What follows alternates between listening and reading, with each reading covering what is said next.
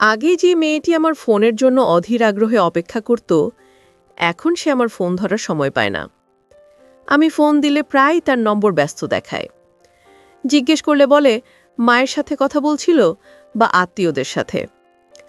প্রথমে আমি বিষয়গুলো সহজভাবেই নিয়েছিলাম, ভেবেছিলাম হয়তো সংসারের কাজে বা একাকিত্ব কাটাতে সে আত্মীয়দের সাথে কথা বলে।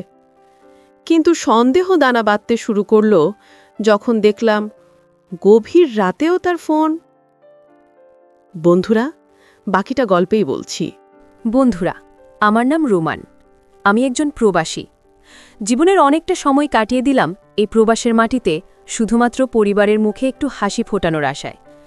প্রবাস জীবন মানিয়ে এক ধরনের অদৃশ্য কারাগার, যেখানে আমরা স্বেচ্ছায় বন্দী থাকি। আমার গল্পটা হয়তো আর 10টা সাধারণ প্রবাসীর মতোই মনে হতে পারে, কিন্তু এর ভেতরে লুকিয়ে আছে এক গভীর দীর্ঘশ্বাস ও বিশ্বাসের ফাটল। 2 বছর আগে আমি যখন দেশে গিয়েছিলাম, তখন পারিবারিকভাবে লায়লার সাথে আমার বিয়ে হয়। লায়লা ছিল খুব শান্ত ও মায়াবী চেহারার একটি মেয়ে। তাকে দেখে মনে হয়েছিল এই মেয়েটি আমার ঘর আলোকিত করে রাখবে। বিয়ের পর মাত্র 2 মাস আমি দেশে ছিলাম। সেই দিনগুলো ছিল আমার জীবনের সবচেয়ে রঙিন সময়। বিয়ের পর যখন প্রবাসে ফিরে আসার সময় হলো, তখন লায়লার চোখের জল আমাকে খুব কষ্ট দিচ্ছিল। আমি তাকে কথা দিয়েছিলাম খুব তাড়াতাড়ি আমি আবার ফিরে আসব এবং তাকে নিয়ে একটা সুন্দর ভবিষ্যৎ গড়ব। বিমানবন্দরে বিদায় নেওয়ার সময় সে আমার হাত ধরে বলেছিল সে আমার জন্য অপেক্ষা করবে। আমি সেই বিশ্বাস বুকে নিয়ে প্রবাসে পাড়ি জমালাম। মরুভূমির তপ্ত রোদে যখন আমি হাড়ভাঙা খাটুনি খাটতাম, তখন শুধু লায়লার মুখটা মনে করে সব কষ্ট ভুলে যেতাম। প্রবাসে আসার পর প্রথম কয়েক মাস সবকিছু ঠিকঠাকই ছিল। প্রতিদিন কাজ শেষে রাতে আমি লায়লার সাথে ভিডিও কলে কথা বলতাম। আমাদের ঘন্টার পর ঘন্টা কথা হতো। ভবিষ্যতে স্বপ্ন বুনতাম দুজনে মিলে। কিন্তু সময়ের সাথে সাথে সবকিছুই যেন বদলাতে শুরু করল। গত 6 মাস ধরে আমি লক্ষ্য করলাম লায়লার ব্যবহারে এক বিশাল পরিবর্তন এসেছে। আগে যে মেয়েটি আমার ফোনের জন্য অধীর আগ্রহে অপেক্ষা করত, এখন সে আমার ফোন ধরার সময় পায় না। আমি ফোন দিলে প্রায় তার নম্বর ব্যস্ত দেখায়। জিজ্ঞেস করলে বলে মায়ের সাথে কথা বলছিল বা আত্মীয়দের সাথে। প্রথমে আমি বিষয়গুলো সহজভাবেই নিয়েছিলাম, ভেবেছিলাম হয়তো সংসারের কাজে বা একাকিত্ব কাটাতে সে আত্মীয়দের সাথে কথা বলে। কিন্তু সন্দেহ দানা বাঁধতে শুরু করল যখন দেখলাম গভীর রাতেও তার ফোন ওয়েটিং থাকে। আমার মনের ভিতরে এক অজানা আশঙ্কা তৈরি হতে লাগল। প্রবাসে বসে আমি ছটফট করতাম। হাড়ভাঙা খাটুনি শেষে যখন রুমে ফিরতাম, তখন লায়লার সাথে একটু কথা বলার জন্য মনটা ব্যাকুল হয়ে থাকত। কিন্তু ওপাশ থেকে কোনো সাড়া পেতাম না, অথবা পেলেও সে খুব অল্প কথায় ফোন রেখে দিত। তার কণ্ঠে সে আগের আবেগার ছিল না। সে সবসময় কোনো না কোনো অজুহাত দেখিয়ে ফোন রাখার চেষ্টা করত। আমি তাকে জিজ্ঞেস করতাম, লায়লা, তোমার কি কিছু হয়েছে? তুমি কি আমার উপর রাগ করেছ? সে বিরক্তি প্রকাশ করে বলতো, তুমি সবসময় এত সন্দেহ করো কেন? আমি তো বাড়িতেই থাকি। এই পরিবর্তনটা আমাকে মানসিকভাবে খুব দুর্বল করে দিচ্ছিল। আমি কাজে মন বসাতে পারছিলাম না। আমার রুমমেটরা আমাকে জিজ্ঞেস করত আমি কেন এত চিন্তিত। কিন্তু নিজের ঘরের কথা, নিজের স্ত্রীর অবহেলার কথা আমি কাউকে বলতে পারতাম না। লজ্জায় আর অভিমানে আমি নিজের ভেতর নিজেই গুমড়ে মরতাম। আমি নিয়মিত বাড়িতে টাকা পাঠাতাম, লায়লার যাতে কোনো কষ্ট না হয় সেদিকে খেয়াল রাখতাম। কিন্তু বিনিময়ে আমি পাচ্ছিলাম অবহেলা আর দূরত্ব। আমার মনে হতে লাগলো লায়লা আমার থেকে অনেক দূরে সরে যাচ্ছে, এমন এক দূরত্ব যা মাইলের হিসেবে মাপা যায় না। একদিন আমি সিদ্ধান্ত নিলাম এভাবে আর চলতে দেয়া যায় না। আমাকে আসল সত্যটা জানতেই হবে। লায়লা কি সত্যি ব্যস্ত থাকে, নাকি এর পেছনে অন্য কোনো রহস্য আছে? এই প্রশ্নটা আমাকে কুড়ে কুড়ে হাঁটছিল। আমি ঠিক করলাম আমি কাউকে কিছু না জানিয়ে দেশে ফিরব। আমার বাবা মা, ভাই বোন, এমনকি লায়লা কেউ জানবে না যে আমি আসছি। আমি দেখতে চাই আমার অনুপস্থিতিতে লায়লা আসলে কি করে। এই সিদ্ধান্ত নেওয়াটা আমার জন্য সহজ ছিল না, কারণ আমার ছুটির সময় হয়নি। কিন্তু মনের অস্থিরতা আমাকে বাধ্য করল এই কঠিন সিদ্ধান্ত নিতে। আমি গোপনে আমার বিমানের টিকিট কাটলাম। বসের কাছে অনেক অনুনয় বিনয় করে 15 দিনের ছুটি নিলাম। বিমানে বসে সারাটা পথ আমি শুধু ভাবছিলাম আল্লাহ যেন আমার সন্দেহ ভুল প্রমাণ করেন। আমি চাইছিলাম দেশে গিয়ে দেখি লায়লা আমার জন্যই অপেক্ষা করছে, তার ব্যস্ততাগুলো সব সত্যি। কিন্তু মনের গহীনে একটা কাঁটা খচখচ করছিল। মানুষের সিক্সথ সেন্স বা ষষ্ঠ ইন্দ্রিয় বলে একটা কথা আছে, যা আমাকে বারবার সতর্ক করছিল যে কিছু একটা ঠিক নেই। বিমান যখন ঢাকার মাটিতে ল্যান্ড করল, তখন আমার বুকটা ধড়ফড় করছিল। আমি আমার লাগেজে খুব সামান্য কিছু কাপড় নিয়েছিলাম যাতে কেউ সন্দেহ না করে। বিমানবন্দর থেকে বের হয়ে আমি সোজা আমার বাড়ির দিকে গেলাম না। আমি ফোন করলাম আমার ছোটবেলার বন্ধু কবিরকে। কবির শহরেই থাকে এবং সে খুব বিশ্বস্ত। আমি তাকে সব খুলে বললাম এবং অনুরোধ করলাম আমাকে তার বাসায় কয়েকদিন থাকতে দেওয়ার জন্য। কবির আমার কথা শুনে অবাক হলো, কিন্তু আমার পরিস্থিতি বুঝে রাজি হলো। শুরু হলো আমার জীবনের এক নতুন এবং রহস্যময় অধ্যায়। কবিরের বাসায় উঠে আমি নিজেকে কিছুটা শান্ত করার চেষ্টা করলাম। কবির আমাকে দেখে জড়িয়ে ধরল, কিন্তু আমার চোখের নিচের কালি আর বিধ্বস্ত চেহারা দেখে সে বুঝল আমি ভালো নেই। আমি তাকে বিস্তারিত বললাম যে কেন আমি এভাবে লুকিয়ে দেশে এসেছি। কবির প্রথমে আমাকে বোঝানোর চেষ্টা করল যে হয়তো আমি ভুল ভাবছি, কিন্তু আমি তাকে আমার ফোনের কল লিস্ট এবং লাইলার অনলাইনের সময়গুলো দেখালাম। কবির তখন গম্ভীর হয়ে গেল। সে বলল, দোস্ত, তুই যখন এসেই পড়েছিস তখন সত্যটা জেনেই যা, তবে তাড়াহুড়ো করে কোনো সিদ্ধান্ত নিস না। আমি তার কথায় সায় দিলাম। আমার উদ্দেশ্য লাইলার ক্ষতি করা নয়, বরং আমার সংসারের ভবিষ্যৎ কোন দিকে যাচ্ছে সেটা পরিষ্কার করা। পরদিন থেকে আমি আমার পরিকল্পনা সাজাতে শুরু করলাম। আমি ছদ্মবেশ ধারণ করার সিদ্ধান্ত নিলাম। মুখে মাস্ক, মাথায় ক্যাপ এবং চোখে কালো চশমা। এই ছিল আমার ছদ্মবেশ। আমার নিজের এলাকাটা খুব বেশি বড় নয়, তাই কেউ আমাকে চিনে ফেলতে পারে এই ভয় ছিল। আমি খুব সাবধানে চলাফেরা করার পরিকল্পনা করলাম। কবির আমাকে তার একটা পুরনো মোটরবাইক দিল ব্যবহারের জন্য। আমি ঠিক করলাম দিনের বেলা আমি আমার বাড়ির আশেপাশে নজর রাখব, কিন্তু এমন দূরত্ব বজায় রাখব যাতে কেউ আমাকে দেখতে না পায়। প্রথম দিন আমি আমাদের বাড়ির সামনের রাস্তার মোড়ে এক চায়ের দোকানে গিয়ে বসলাম। দোকানদার আমাকে চিনতে পারল না। আমি খবরের কাগজ পড়ার ভান করে বাড়ির গেটের দিকে তাকিয়ে রইলাম। আমার বুকটা ফেটে যাচ্ছিল। যে বাড়িতে আমার বাবা মা আর স্ত্রী থাকে, সে বাড়ির সামনে আমি আজ চোরের মতো লুকিয়ে আছি। কিছুক্ষণ পর দেখলাম আমার বাবা বাজার থেকে ফিরছেন। বাবাকে দেখে আমার চোখ দিয়ে পানি চলে এলো। ইচ্ছে করছিল দৌড়ে গিয়ে বাবার পা ছুঁয়ে সালাম করি, কিন্তু আমি নিজেকে সংবরণ করলাম। আমার মিশন এখনও শেষ হয়নি। দুপুরের দিকে আমি দেখলাম লায়লা বাড়ির ছাদে কাপড় শুকাতে এসেছে। অনেক দিন পর তাকে সরাসরি দেখলাম। সে ফোনে কথা বলতে বলতে কাপড় নাড়ছিল। তার মুখে হাসির রেখা দেখা যাচ্ছিল। এই সেই হাসি যা একসময় আমার জন্য ছিল, কিন্তু এখন সেই হাসি অন্য কারো কথার কারণে ফুটে উঠছে। আমি দূর থেকে লক্ষ্য করলাম সে ফোনে কথা বলার সময় খুব সাবধানতা অবলম্বন করছে, বারবার এদিক ওদিক তাকাচ্ছে। এটা কোনো সাধারণ ফোনালাপ মনে হলো না। আমার সন্দেহ আরও ঘনীভূত হল। বিকেল গড়িয়ে সন্ধ্যা হল। আমি লক্ষ্য করলাম লায়লা সেজেগুজে বের হওয়ার প্রস্তুতি নিচ্ছে। আমার মনে হলো আজ হয়তো কিছু একটা ঘটতে যাচ্ছে। গ্রামে সাধারণত বউরা সন্ধ্যার পর খুব একটা বের হয় না, যদি না বিশেষ কোনো প্রয়োজন থাকে। কিছুক্ষণ পর দেখলাম একটা রিকশা এসে গেটে থামল। লায়লা বোরকা পরে রিকশায় উঠল। আমি দ্রুত বাইক স্টার্ট দিলাম এবং নিরাপদ দূরত্ব বজায় রেখে রিকশাটির পিছু নিলাম। আমার হাত কাঁপছিল, কিন্তু আমি জানতাম আমাকে শক্ত থাকতে হবে। রিকশাটি শহরের দিকে যাচ্ছিল। আমি ভাবলাম সে হয়তো বাপের বাড়ি যাচ্ছে বা কোনো আত্মীয়ের বাসায়, কিন্তু রিকশাটি যখন শহরের প্রধান উদ্যান বা পার্কের দিকে মোড় নিল, তখন আমি অবাক হলাম। এই সময় পার্কে সে কেন যাবে? আমার হৃৎস্পন্দন বেগে গেল। আমি বাইকটি পার্কের এক কোনায় রেখে তার পিছু নিলাম। পার্কের ভেতরে আলো আঁধারি পরিবেশ। আমি দেখলাম লায়লা এক জায়গায় দাঁড়িয়ে ফোনে কথা বলছে, যেন কারোর জন্য অপেক্ষা করছে। কিছুক্ষণ পর একটি ছেলে তার সামনে এসে দাঁড়ালো। ছেলেটির বয়স আমার মতোই হবে, বেশ পরিপাটি পোশাক পরা। লায়লা তাকে দেখে হাসল এবং তারা দুজন পাশাপাশি হাঁটতে শুরু করল। আমি তাদের থেকে কিছুটা দূরে গাছের আড়ালে লুকিয়ে পড়লাম। তাদের হাঁটা চলা এবং কথা বলার ভঙ্গি দেখে মনে হলো না তারা ভাই বোন বা সাধারণ আত্মীয়। তাদের মধ্যে এক ধরনের গোপন সখ্যতা বোঝা যাচ্ছিল। লায়লা ছেলেটির হাতে একটি প্যাকেট তুলে পেল। আমি বুঝতে পারলাম না প্যাকেটে কি আছে, তবে বিষয়টি আমার কাছে খুব সন্দেহজনক মনে হলো। আমি আরও কাছে যাওয়ার চেষ্টা করলাম তাদের কথা শোনার জন্যে, কিন্তু পার্কের নিরাপত্তারক্ষী আমার দিকে সন্দেহজনক দৃষ্টিতে তাকাতেই আমি সরে এলাম। তবে আমি নিশ্চিত হয়ে গেলাম যে লায়লা আমাকে মিথ্যে বলছে। সে বাড়িতে বলেছে হয়তো ডাক্তারের কাছে যাচ্ছে বা মার্কেটে, কিন্তু সে এসেছে এই ছেলেটির সাথে দেখা করতে। আমার মাথায় রক্ত উঠে গেল। ইচ্ছে করছিলে এখনই গিয়ে তাদের সামনে দাঁড়াই, কিন্তু কবিরের পরামর্শ মনে পড়ল, তাড়াহুড়ো করা যাবে না। আমি চাইলাম আরও শক্ত প্রমাণ জোগাড় করতে।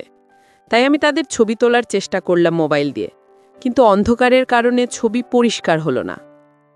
সেই রাতে কবিরের বাসায় ফিরে আমি সারা রাত ঘুমাতে পারলাম না।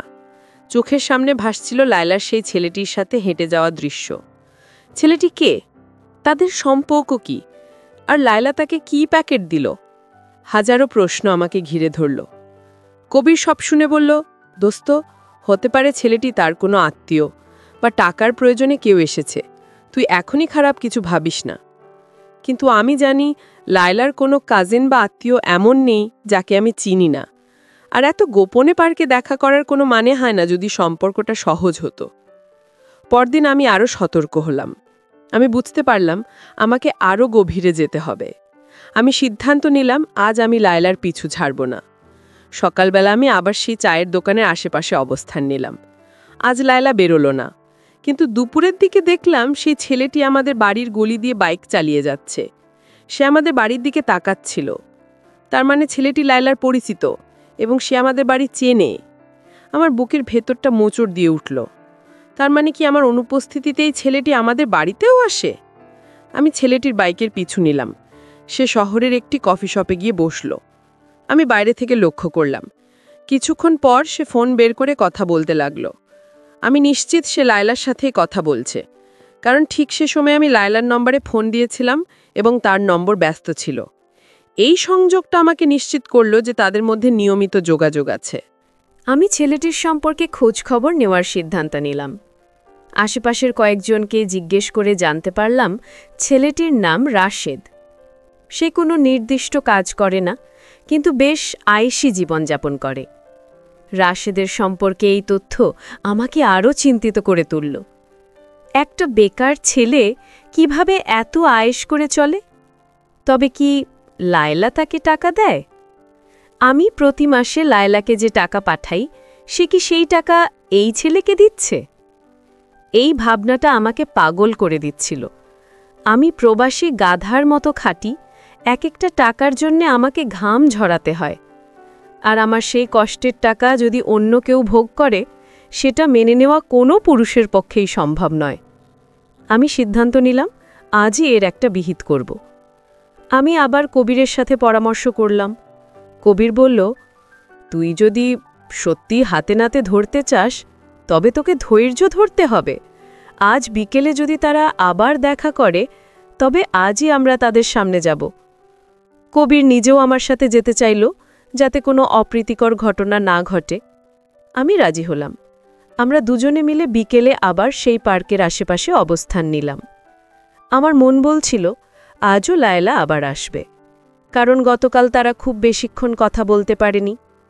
বিকেল গড়িয়ে সন্ধ্যা হতে চলল। আমার ধারণা সত্যি হল। লায়লা আবার রিকশায় করে সেই একই জায়গায় এলো।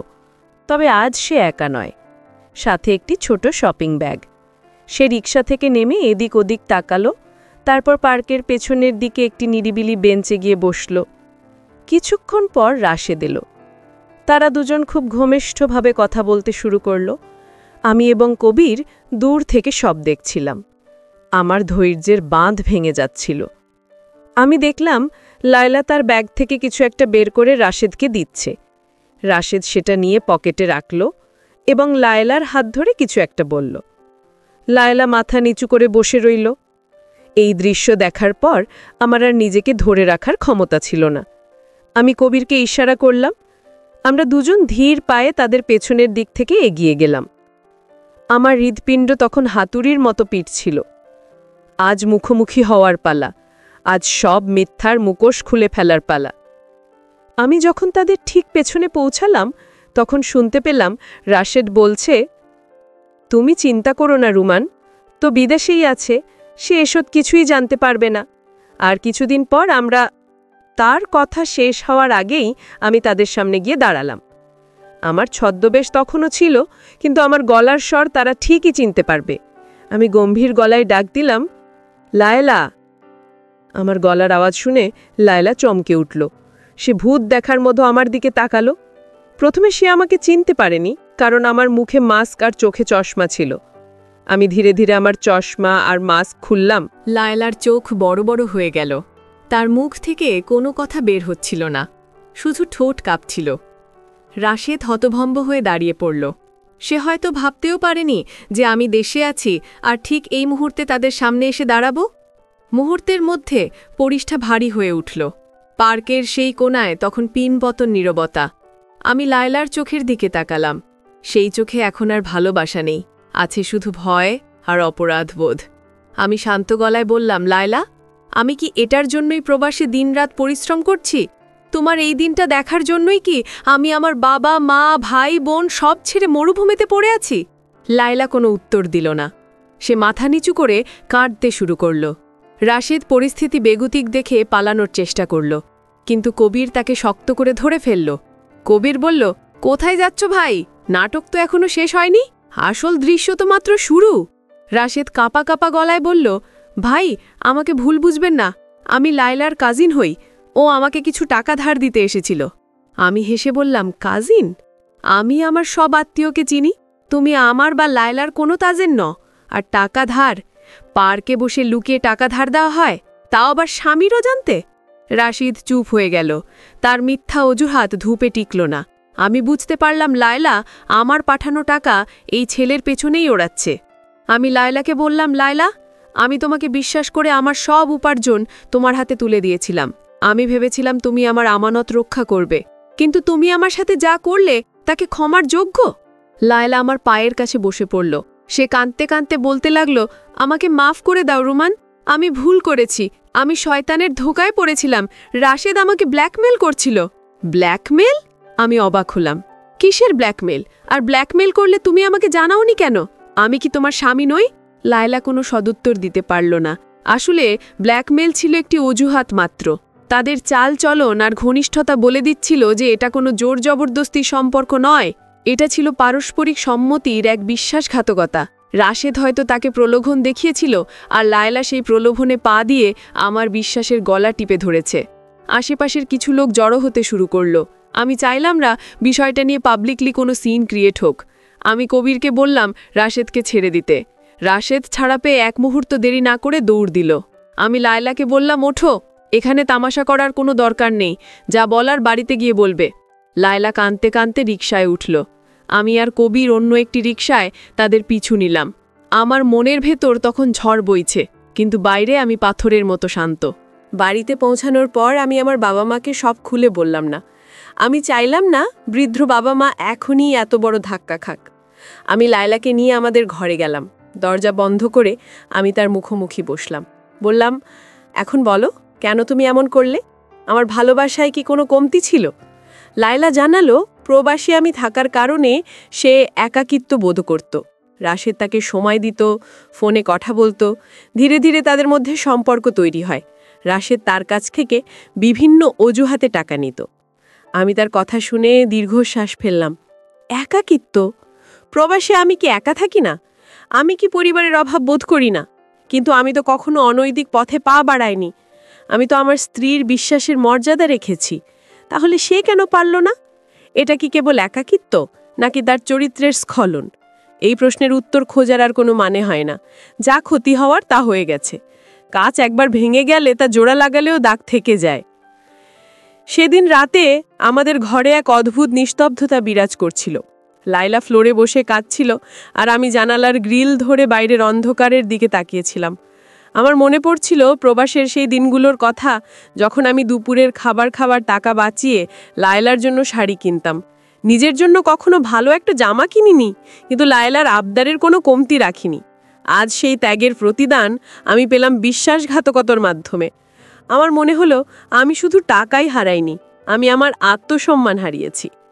পরদিন সকালে আমি আমার বাবা মাকে সব জানানোর সিদ্ধান্ত নিলাম, কারণ এই সম্পর্ক আর এগিয়ে নেওয়া সম্ভব নয়।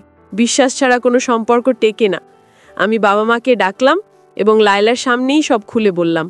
আমার বাবা সব শুনে স্তব্ধ হয়ে গেলেন। মা কান্নায় ভেঙে পড়লেন। তারা বিশ্বাসই করতে পারছিলেন না যে তাদের আদরের পুত্রবধূ এমন কাজ করতে পারে। লায়লা সবার পায়ে ধরে ক্ষমা চাইল, কিন্তু ততক্ষণে অনেক দেরি হয়ে গেছে। বিশ্বাস এমন একটা জিনিস যা একবার ভেঙে গেলে আর ফিরে আসে না। বাবা বললেন, রুমান, তুই যা ভালো মনে করিস তাই কর, আমরা তোকে জোর করব না। তবে এই মেয়ে আমাদের মান সম্মান ধুলোয় মিশিয়ে দিয়েছে। আমি সিদ্ধান্ত নিলাম, আমি লায়লাকে তার বাবার বাড়িতে পাঠিয়ে দেব। আমি তাকে ডিভোর্স দেব কিনা সেটা পরের বিষয়, কিন্তু এই মুহূর্তে তার সাথে এক ছাদের নিচে থাকা আমার পক্ষে সম্ভব নয়। আমি লায়লার বাবাকে ফোন করে আসতে বললাম। তারা যখন এলেন, তখন এক হৃদয় বিদারক দৃশ্যের অবতারণা হলো। লায়লার বাবা মা লজ্জায় মাথা নিচু করে রইলেন। লায়লাকে যখন তার বাবার বাড়িতে পাঠানো হলো তখন সে শেষবারের মতো আমাকে বলেছিল, আমাকে একটা সুযোগ দাও, আমি সব ঠিক করে দেব। আমি তাকে বলেছিলাম, লায়লা, কিছু ভুল আছে যা শুধরানো যায়, আর কিছু ভুল আছে যা সারা জীবনের জন্য দাগ হয়ে থাকে। তুমি আমার বিশ্বাস ভেঙেছ, আমার পরিবারের স্বপ্ন ভেঙেছ। তুমি হয়তো ভবিষ্যতে ভালো হয়ে যাবে, কিন্তু আমার মনের ক্ষত কোনো দিন শুকাবে না। প্রবাসীরা টাকার মেশিন হতে পারে, কিন্তু তাদেরও একটা মন আছে যা কাচের মতো ভঙ্গুর। লায়লা চলে যাওয়ার পর আমি ঘরে একা বসে রইলাম। ঘরটা খুব খালি মনে হচ্ছিল। গত 2 বছরের স্মৃতিগুলো আমাকে তাড়া করে ফিরছিল। আমি ভাবলাম, প্রবাসীরা কত কিছুই না ত্যাগ করে, কিন্তু বিনিময়ে তারা কি পায়? অনেক সময় তারা হারায় তাদের প্রিয়তমা স্ত্রী, হারায় সন্তান, হারায় সংসার। আমার গল্পটা হয়তো অনেকের জীবনের সাথে মিলে যাবে, কিন্তু আমি হার মানিনি। আমি নিজেকে বোঝালাম, জীবন মানেই যুদ্ধ। এক যুদ্ধে হেরেছি বলে জীবন শেষ হয়ে যায়নি। কবির আমাকে অনেক সান্ত্বনা দিল। সে বলল, দোস্ত, যা হয়েছে ভালোর জন্যই হয়েছে। তুই যদি এখন না আসতি তবে হয়তো আরও বড় কোনো ক্ষতি হয়ে যেত। আল্লাহ তোকে বাঁচিয়ে দিয়েছেন। আমি কবিরের কথায় সায় দিলাম, সত্যি তো, আমি যদি না আসতাম তবে হয়তো লায়লা আমার সব সম্পদ ওই ছেলেকে দিয়ে দিত এবং একদিন আমাকে পথের ভিখারি করে চলে যেত। অন্তত সেই চূড়ান্ত পতন থেকে আমি রক্ষা পেয়েছি। আমি সিদ্ধান্ত নিলাম, আমি আর বেশি দিন দেশে থাকব না। এই স্মৃতিগুলো আমাকে কষ্ট দিচ্ছে। আমি আবার প্রবাসে ফিরে যাব। আমার কাজ, আমার সংগ্রামী, আমার আসল সঙ্গী। তবে যাওয়ার আগে আমি একটা কাজ করব। আমি আমার এলাকার যুবকদের নিয়ে একটা সচেতনতামূলক সভা করব, যাতে আমার মতো আর কোনো প্রবাসীর জীবন এভাবে নষ্ট না হয়। সম্পর্কের যত্ন নেওয়া এবং অন্ধবিশ্বাস না করা, এই বার্তা আমি সবার কাছে পৌঁছে দিতে চাই। প্রবাসী ফিরে যাওয়ার প্রস্তুতি নিতে শুরু করলাম, কিন্তু মনের ভেতর একটা অস্থিরতা কাজ করছিল।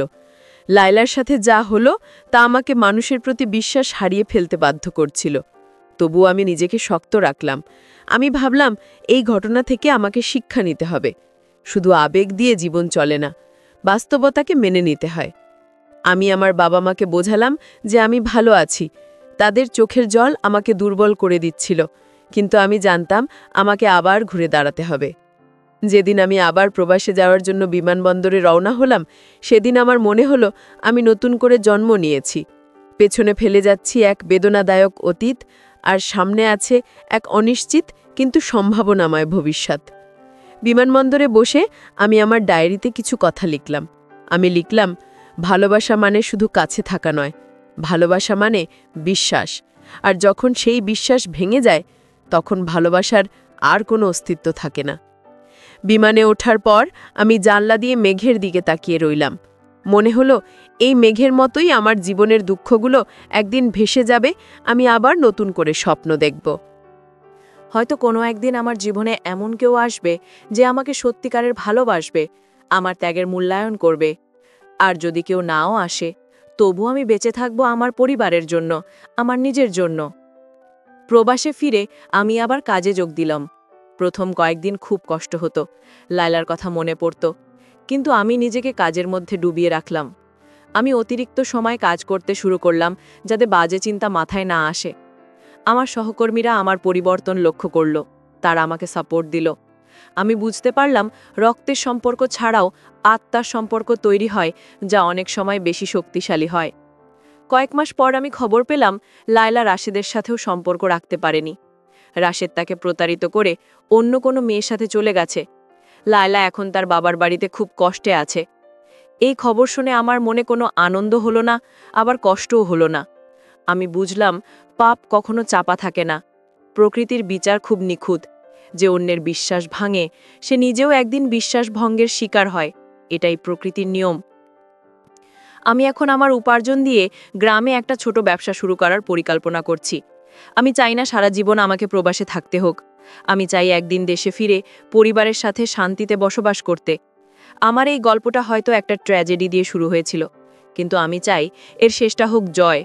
আমি হারিনি, আমি শিখেছি, আর এই শিক্ষাই আমাকে সামনে এগিয়ে নিয়ে যাবে। দেখতে দেখতে আরও একটি বছর কেটে গেল। সময়ের সাথে সাথে ক্ষতগুলো হয়তো শুকিয়ে গেছে, কিন্তু দাগগুলো রয়ে গেছে। আমি এখন আগের চেয়ে অনেক বেশি পরিণত। আমি বুঝতে শিখেছি যে আবেগ নিয়ন্ত্রণ করা কতটা জরুরি। আমার পরিবারের সাথে এখন আমার সম্পর্ক আরও গভীর হয়েছে। আমি নিয়মিত তাদের সাথে কথা বলি, কিন্তু এখন আর অন্ধভাবে কাউকে বিশ্বাস করি না। আমি আমার ছোট ভাইটাকে খুব ভালো করে গাইড করছি, যাতে সে জীবনে আমার মতো ভুল না করে। একদিন আমি আমার ইউটিউব চ্যানেল খোলার সিদ্ধান্ত নিলাম। আমি ভাবলাম, আমার জীবনের এই অভিজ্ঞতাগুলো যদি আমি ভিডিও আকারে শেয়ার করি, তবে হয়তো হাজারো প্রবাসী ভাই ও তাদের পরিবার উপকৃত হবে। আমি আমার গল্পের মাধ্যমে মানুষকে সচেতন করতে চাইলাম।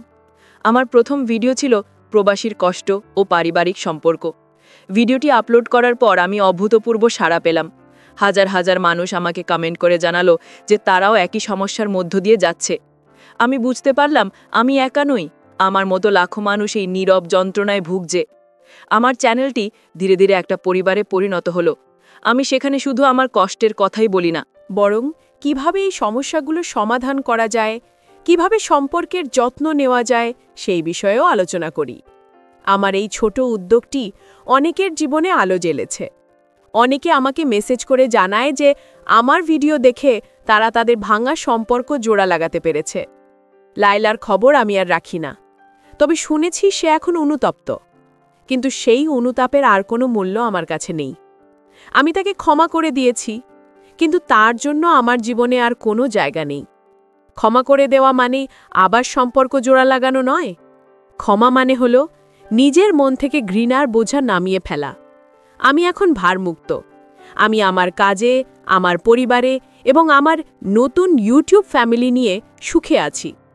আমার জীবনের এই অধ্যায়টি আমাকে শিখিয়েছে যে মানুষ ভুল করতে পারে, কিন্তু সেই ভুল থেকে শিক্ষা নিয়ে ঘুরে দাঁড়ানোটাই আসল বীরত্ব।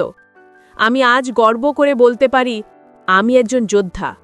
আমি পরিস্থিতির শিকার হয়েছিলাম, কিন্তু পরিস্থিতির দাস হইনি। আমি আমার ভাগ্যকে নিজের হাতে গড়ে নিয়েছি, আর এটাই আমার জীবনের সবচেয়ে বড় প্রাপ্তি। আজ আমি আমার গল্পের শেষ প্রান্তে চলে এসেছি। বন্ধুরা, আমার এই গল্পটি কোনো কাল্পনিক কাহিনী নয়, এটি আমাদের সমাজেরই এক খণ্ডচিত্র।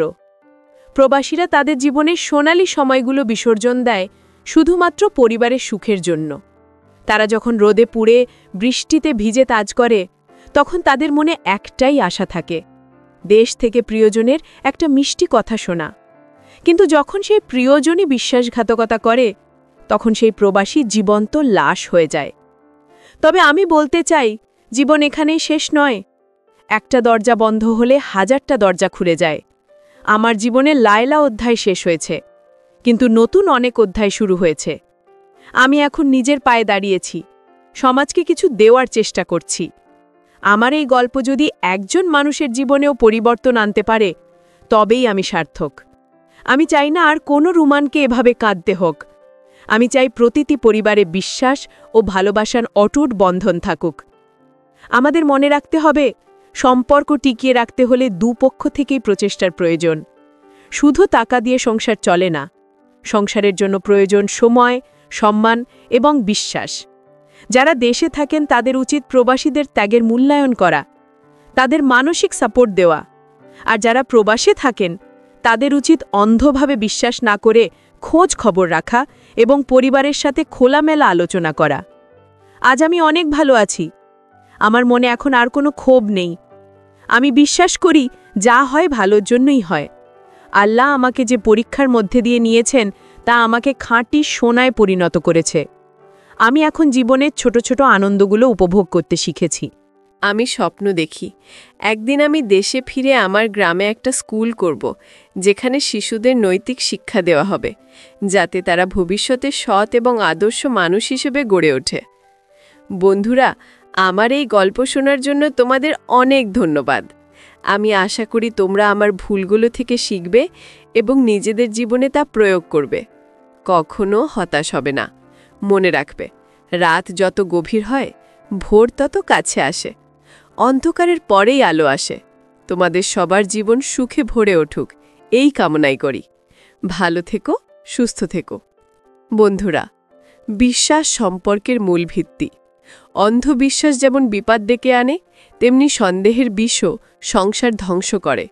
প্রবাসীরা পরিবারের জন্য নিজেদের উৎসর্গ করেন, তাই তাদের আবেগের মর্যাদা দেওয়া পরিবারের নৈতিক দায়িত্ব। আর মনে রাখবেন, ক্ষণিকের মোহে পড়ে দীর্ঘস্থায়ী সম্পর্ক ও বিশ্বাস নষ্ট করা বুদ্ধিমানের কাজ নয়। সততা ও ধৈর্যই সুখী জীবনের চাবিকাঠি। বন্ধুরা, তোমাদের অবগতির জন্য জানানো যাচ্ছে যে এই গল্পটি সম্পূর্ণ কাল্পনিক এবং বিনোদনের উদ্দেশ্যে তৈরি। এর সাথে বাস্তব কোনো জীবিত বা মৃত ব্যক্তি বা স্থানের মিল থাকলে তা নিতান্তই কাকতালীয়। এই গল্পটি কোনো অন্ধবিশ্বাস প্রচার করে না, বরং পারিবারিক বন্ধন ও ইতিবাচক মানসিকতার জয়গান গায়। আশা করি বন্ধুরা, গল্পটি তোমাদের অনেক ভালো লেগেছে। সুতরাং গল্পটিতে অবশ্যই লাইক, শেয়ার এবং সাবস্ক্রাইব করতে ভুলবেন না। সবাইকে ধন্যবাদ।